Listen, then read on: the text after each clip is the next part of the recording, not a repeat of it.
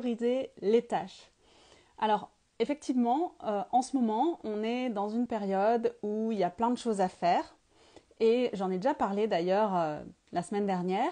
Donc non seulement il y a plein de choses à faire, mais aussi la société, là, en ce moment, est vraiment en effervescence avec les cadeaux de Noël, les lumières partout, les activités partout.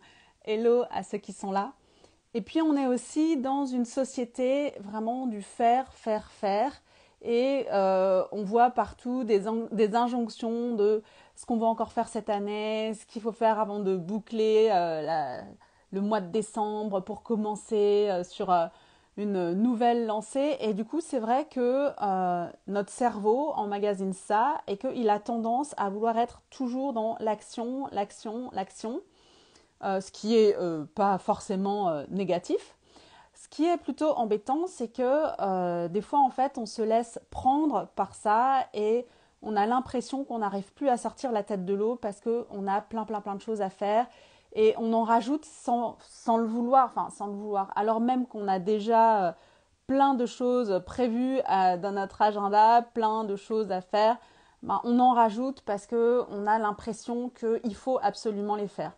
Donc, comment faire pour prioriser et pour savoir ce qu'on va vraiment finalement décider de garder pour tout simplement avoir le temps de se ressourcer aussi et pour pas finir par exploser ou par imploser en vol. Ce serait quand même dommage. Donc déjà, la première chose, c'est de se poser pour se demander qu'est-ce qui est vraiment important. Qu'est-ce qui est le plus important, qu'est-ce qui est le plus indispensable dans toutes les choses à faire.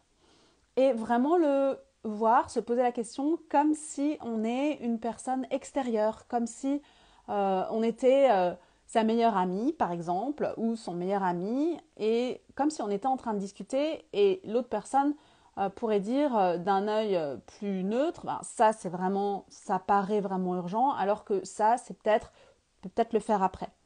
Donc ça c'est la première réflexion qui est de l'ordre du mental, de qu'est-ce qui est vraiment le plus urgent à faire. Alors on ne va pas dire indispensable parce que quand on est dans l'émotion, bah, finalement tout paraît urgent.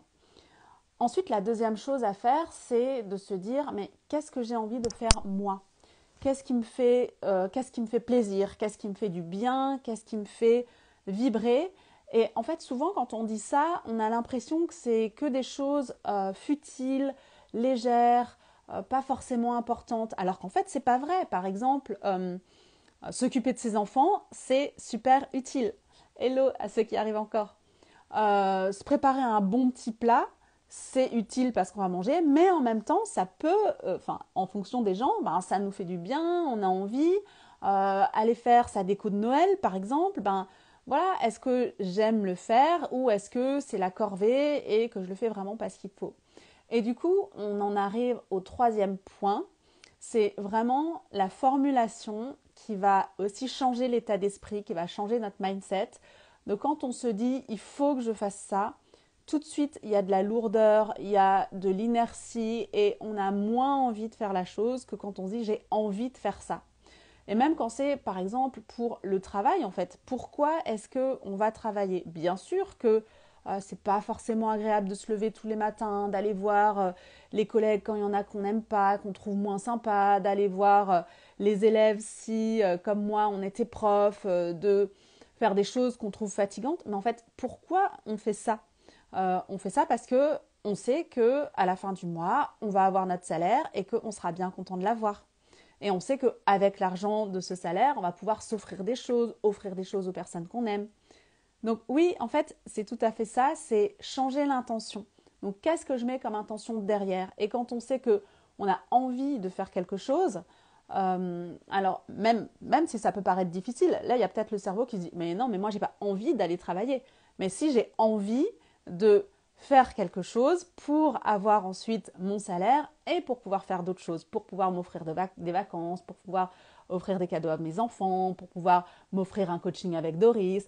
Voilà, donc c'est vraiment changer, switcher l'intention plutôt que il faut, j'ai envie de le faire et se rappeler de pourquoi on a vraiment envie de faire ça.